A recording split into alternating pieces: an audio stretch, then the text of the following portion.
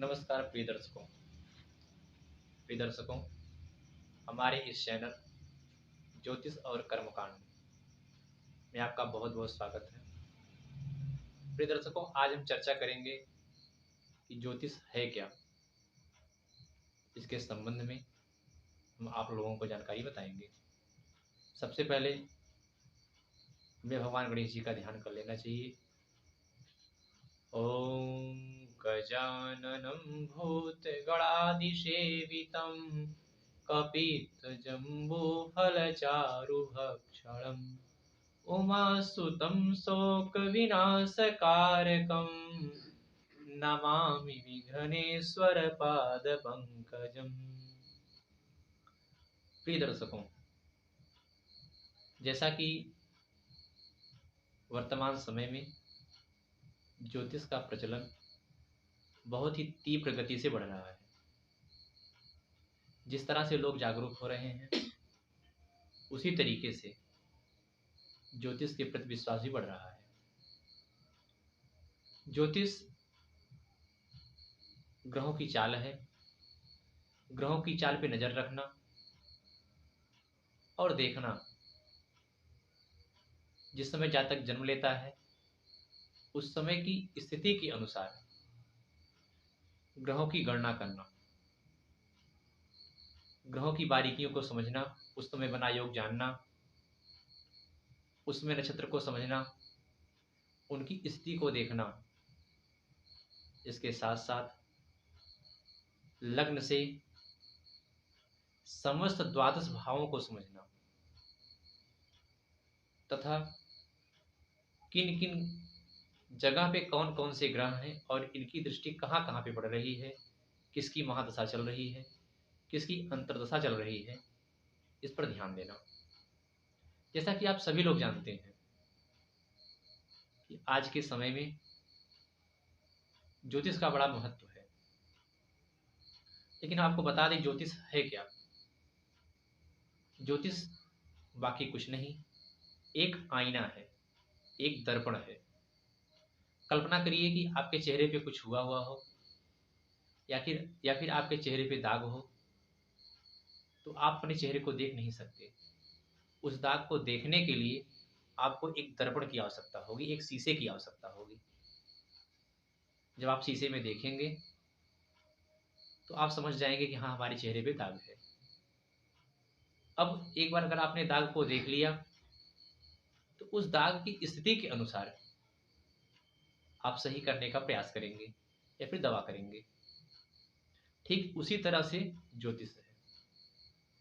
ज्योतिष आपकी कुंडली में बन रहे योग, चल रही महादशा अंतर्दशा, ग्रहों की स्थिति, इस पर विचार किया जाता है और देखा जाता है कि जातक के जीवन में इसमें क्या चल रहा है।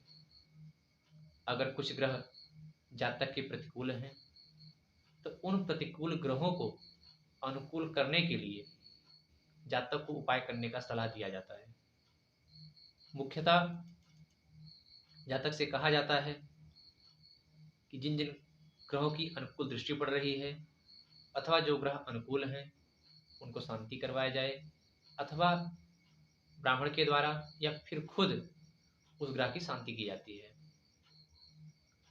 प्रायः यह देखने को मिलता है कि ज्योतिष में तमाम तरीके के लोग कुंडली तो दिखाते हैं, जातक बहुत परेशान चल रहा होता है, उसके बावजूद भी उसे लाभ नहीं मिलता है।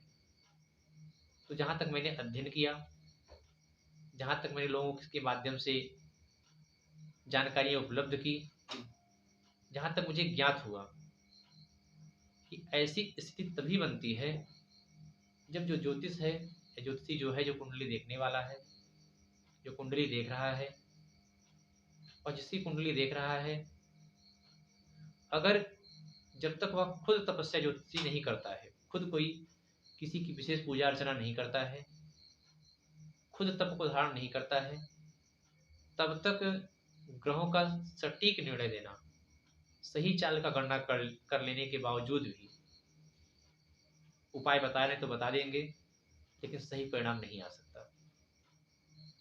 अतः ज्योतिष बहुत अच्छी चीज है। ज्योतिष को समझने और जानने के लिए